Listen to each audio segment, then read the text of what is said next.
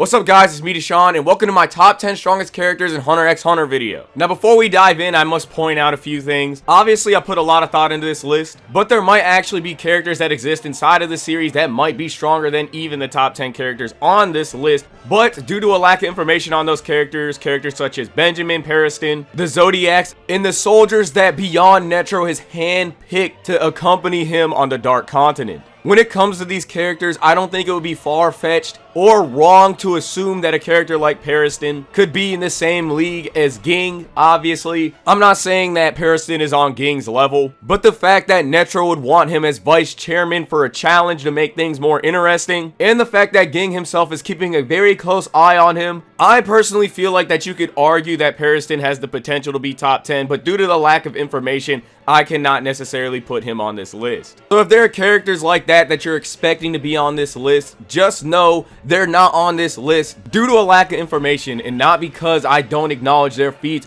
or might have forgot about them. With all that being said, let's jump into this top 10 with our number 10 spot. Now it's really hard choosing who would be the number 10 spot between the Royal Guards because unfortunately one of them would have had to been cut from the list. They all excel in different aspects and I ultimately decided to put Poof in the number 10 spot over Pitou, and it is mainly because of Poof's ability. Most people would think that Pitou is stronger than Poof, and she actually is in certain aspects. But for the most part, people will look at this panel where Poof says that his N is nowhere near as good as Pitou's and take that as Pitou's Nen as a whole is on a completely different level. But that would actually be wrong because N is just one simple aspect in terms of how Nen works in its entirety. For example, just because I have a superior Gyo, that does not mean I'm going to beat you in a fight. I would just be superior in that aspect. When it comes to Poof, we don't really get to see that much of his combat ability because during the little time that we actually get to see of Poof, the only thing he is ever actually worried about is being by meruem's side and manipulating the overall outcome of the palace invasion, trying to make meruem into a king that is fit to rule over all life. But despite the lack of combat information that we actually have about Poof, his abilities in a generalized sense seem to be a lot more flexible than Pitou's ever could be in terms of overall combat. With the ability Spiritual Message, Poof is able to read his opponent's psychological state by diffusing butterfly scales into the surrounding air and making the aura flow distinct. He analyzes the blend of 30 emotional patterns apparent in the aura flow,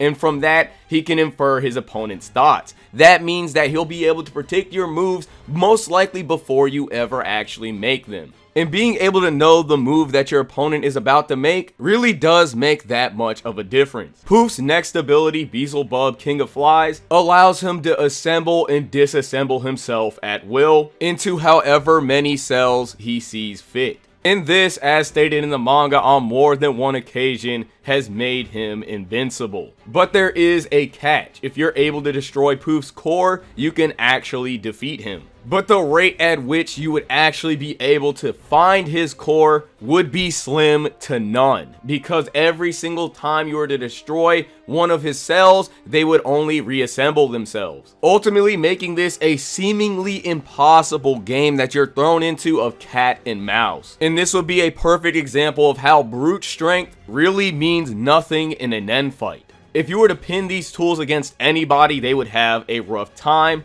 unless you are capable of burning Poof's cells like Killua. So it would really be matchup based at that point. Now if you were to pin all these tools against Pitou, who is more or less a brute strength fighter, I think the math says that Pitou would lose because she would be thrown into a game of cat and mouse with Poof, ironically because, you know, Pitou's a cat. And when you look at the bigger picture, I feel like Poof is definitely in the advantage, because Pitou would be in a guessing game where she'd have to find the core of the cells to ultimately defeat Poof. And during this time, he would be looking for an opening, constantly reassembling and applying damage to her. But there is a slight chance that she might be able to find the core and defeat him. But unfortunately, Spiritual Message would read her moves and she wouldn't be able to predict because Poof would always be one step ahead of her. For the most part, when it comes to Pitou, you could definitely brute strength your way into defeating her, but when it comes to Poof, that is definitely not working. If I had to give you guys a good idea on how this would play out, it would play out most likely just like how the Hisoka and Chrollo fight did. And this is not even taking into account how Poof can actually reconfigure his vocal cords or facial structure. It is unknown whether or not Pitou's end would be able to detect Poof's core, and even if it did, Pitou's end would cost a lot of aura, and this would perfectly give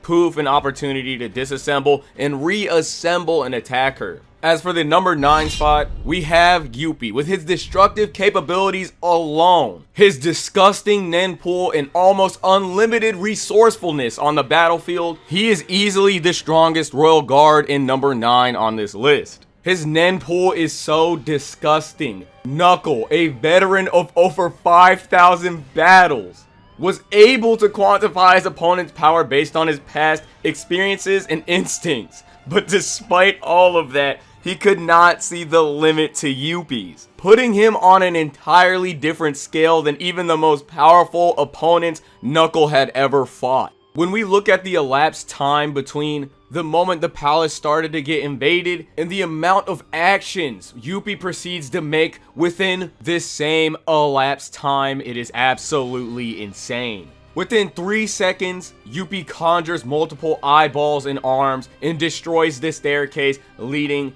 to the 2nd floor of the palace. By the time 4 seconds pass, meaning that Youpi performed all these actions in 1 second, he destroys the stairs and splits up the intruder, conjures multiple eyeballs and tendrils, analyzing his surroundings and getting ready to initiate an attack. He locates Morel's deep purple and tears all of them to shreds in a flash, and there are multiple deep purple assassins surrounding him. As he does this, he notices Morel getting ready to attack him, and he immediately grows an arm and parries his attack, realizing that all of the deep purple assassins around him were fake and the only real thing was the weapon. During this same time, he also notices Morel and gets ready to attack him, but Knuckle unfortunately hits him with hackaware. The only reason why he wasn't able to parry this and make an arm almost instantly was because of Meruem's ability. Within this same time, he processes hackaware, finds Shoot, and begins to tussle with him, moving all of his tendrils at an alarming speed to damage him. And he was able to do all of these actions in 1 second.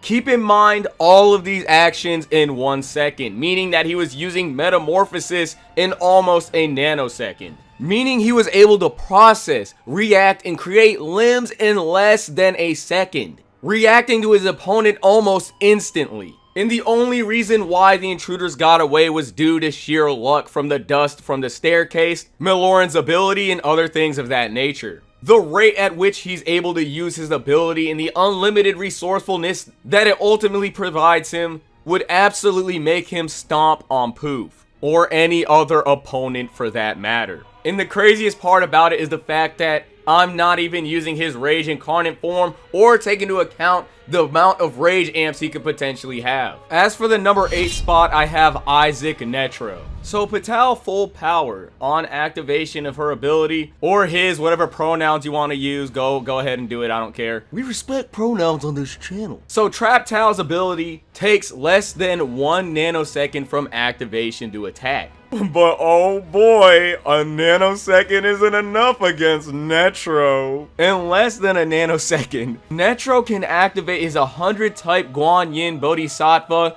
He can deliver an attack so swift it is unavoidable. Less than 0.1 of a nanosecond. Do you understand how fast that is? That means Netro will literally slap Youpi, slapping him around like an ant. Slapping him around like a volleyball. He is stomping on him like a roach while he is wearing Timbs. Can somebody scale the angry hood mother in Timbs versus 100 roaches? I think she easily solos. That is literally how Netro versus Youpi would play out. The fact that Netro was even able to clash with Meruem, someone out of Youpi and all the rest of the Royal Guard's leagues, should at least tell you. If that scenario played out with the king with any of the Royal Guard, Netro could have defeated them. If Netro would have used his zero hand on any single one of them, I doubt they would have survived. Now for the number 7 spot, we have Gon, but not just any ordinary version of Gon, Adult Gon.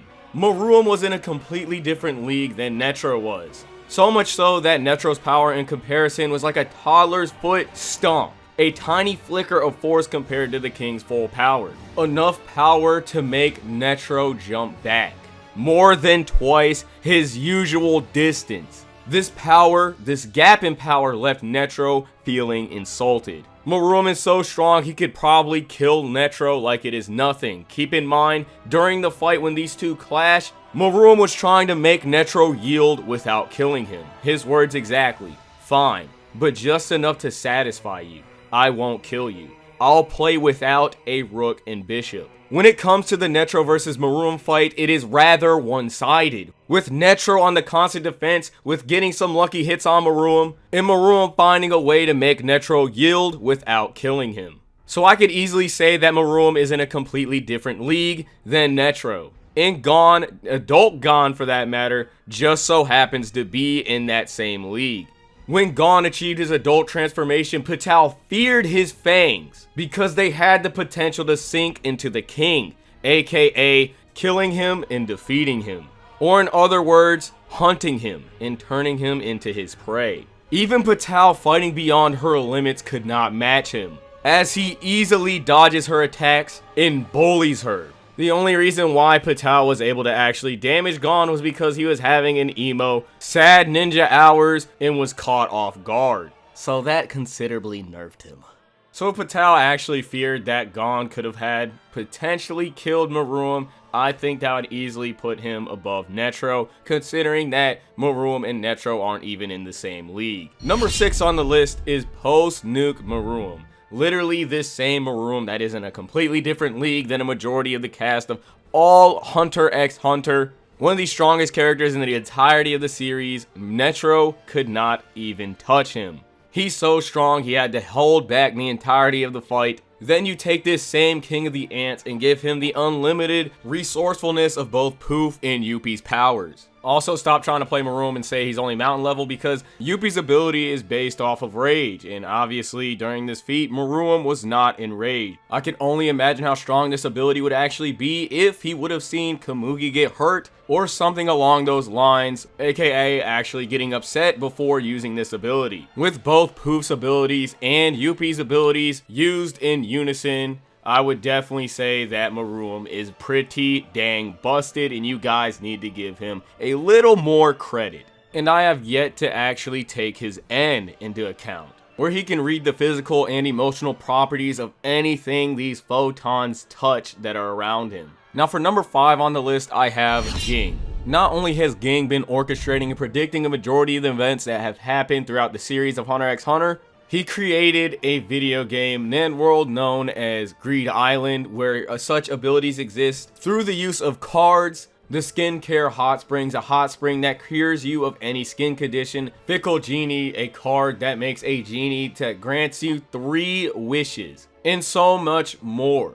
He basically created a giant simulation of the Dark Continent through Greed Island. In a way, he created life through a virtual reality video game. Even though he didn't do these things by himself, nonetheless, they are still impressive. But not only this, he's actually top 5 NAN users in the world, even intimidating the likes of Beyond's hand-picked NAN experts to accompany him on the journey of the Dark Continent. Now, why is Ging higher than the Royal Guard in Meruem, you might be asking? Well, obviously, it's because he's top 5 greatest NAN users in the world of Hunter x Hunter. But not only this, the Chimera Ants, it turns out, they're actually considered a B level threat. And when it comes to the Dark Continent, they'll be facing B+ to A level threats while they are journeying on the Dark Continent. And if Ging is able to take on these threats, obviously he'd be stronger than any B level threat, especially if he's top 5 NAN users. Ging is so strong and so proficient with NAN, he's able to actually pull an Autumn Blade.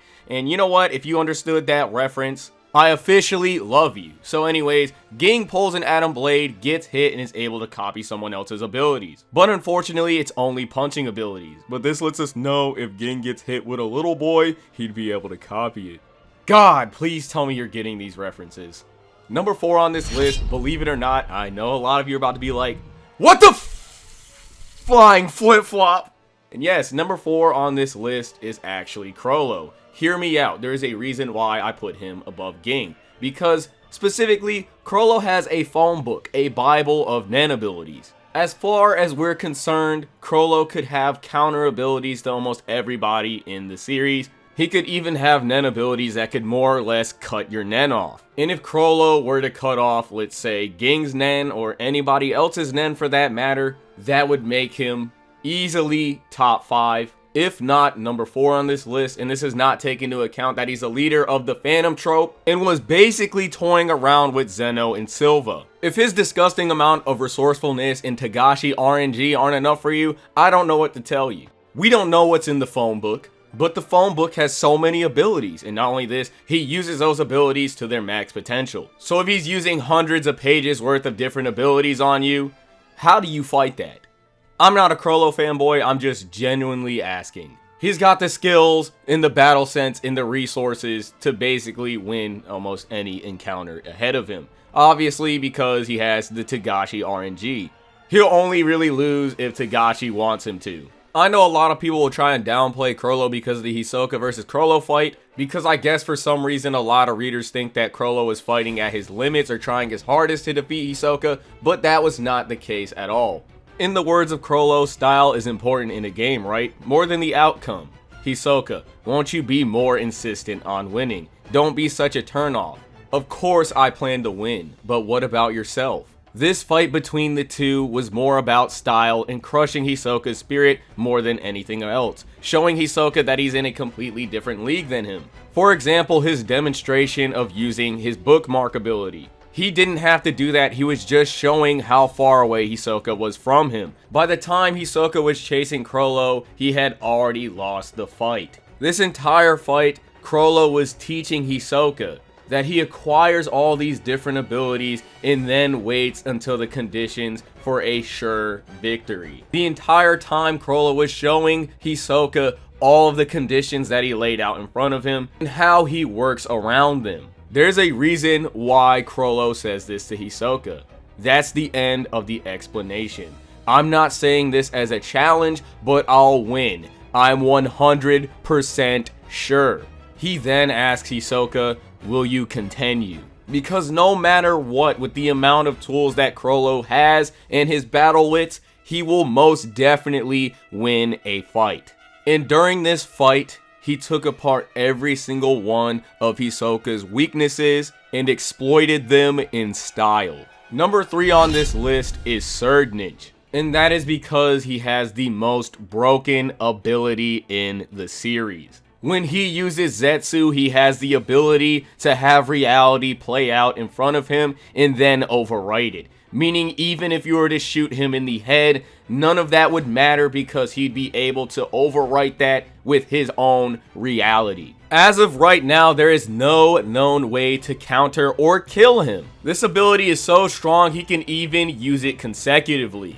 He basically creates a parallel world and then overwrites the real world with that version that plays out once he activates his ability. So what happens is he'll close his eyes and see into the future 10 seconds from the normal time he's in. From that moment onward, he will experience or see what is happening 10 seconds into the future. No matter what Surdnich may do, people will still experience what they perceived in his vision. To put it simply, his ability is actually invincible, creating a parallel world and replacing the world with that creation that he just envisioned and enacted. If you were to kill him and the actions played out of you killing him during the time his ability is activated, time would skip. You would experience and see the fact that you killed him or shot him in the head, but unfortunately the actions that you just perceived and experienced never would have happened in the first place. He has this broken ability just by using and maintaining Zetsu, and not only this, he has 2 Nen beasts at his disposal, rightfully so, giving him the number 3 spot on this list. As for number 2 on the list, we have Beyond Netro. Beyond Netro is so strong, his name signifies that he is literally Beyond Netro. in every single aspect. He is the only human being who's lived on the Dark Continent and came back to tell the tale about it. Outside of number 1 on this list, of course. He's such a monster that someone like Ging would consider being number 2 under him. When a young Netro in his prime saw the Dark Continent, he said that the world was too big and refused to go explore it. Yet Beyond Netro has explored it and is leading a civilization there to excavate it. Beyond Netro is so strong, quoting Netro himself, he says that his son is probably more suited to be a hunter than even him himself. Keep in mind the Dark Continent is filled with B+ to A level threats and the chimera ants were only labeled as a B. This quest is so difficult, Netro said that it is an undisputedly A rank. We have not seen Beyond's net ability in action, but based on these feats, I feel as if he is undisputedly number 2 on this list. As for number 1 on this list, and the strongest in the entirety of the series, we have Gon's granddad and Ging's dad, Don Freeze, who has currently been alive for over 300 years and wrote the east side of the Dark Continent. Right now, he is currently exploring the Dark Continent and writing the west side of that same novel. As we speak, he is slapping B and A level threats and has been alive for hundreds of years, or more or less, would be due to that training and the constant level threats that he's fighting on the Dark Continent, the strongest in the series and the most proficient with Nen, no contest. There is absolutely nothing that we know about Don outside of him excavating the Dark Continent and writing these novels. But honestly, that's all you really need to know, that he is the strongest in the entirety of the series. Now, with all that being said, I will see you guys in the next Hunter x Hunter video, Hunter x Hunter video, however you want to say it. And you guys have a good day. Don't forget to like and subscribe.